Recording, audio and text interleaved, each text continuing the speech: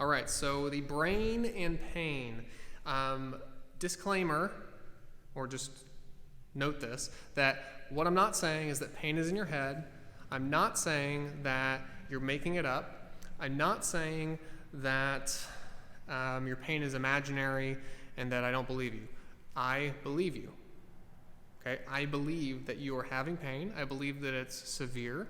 One of my clients recently told me, like, and this wasn't in criticism of me, but of people she's worked with, where she's like, why would I be making this up? Why would I be spending thousands of dollars all over the place just because I'm making it up? Like, it actually doesn't make sense, right? Like, you're not making it up. Your pain is real. Okay, so we've got that covered.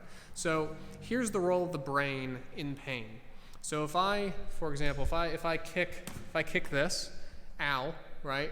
Like if I stub my toe, there are receptors in my toe, nociceptors, that pick up that kick, right? So they're pressure receptors that pick it up.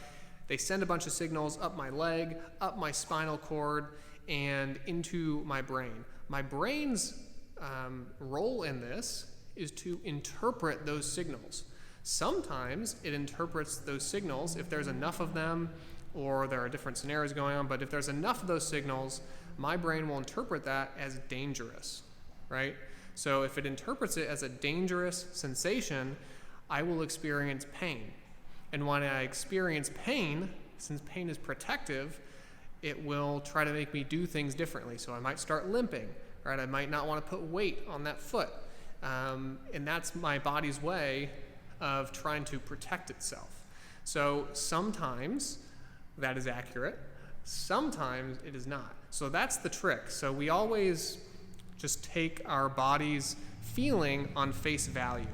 We just believe it right away without putting some critical thought into it. And this happens a lot. And this is not just with pain.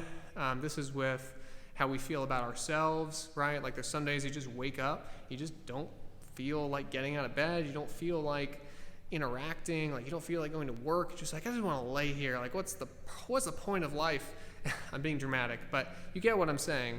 So sometimes what our mind tells us and what our brain is putting out is not accurate. So we have to put that through a filter too.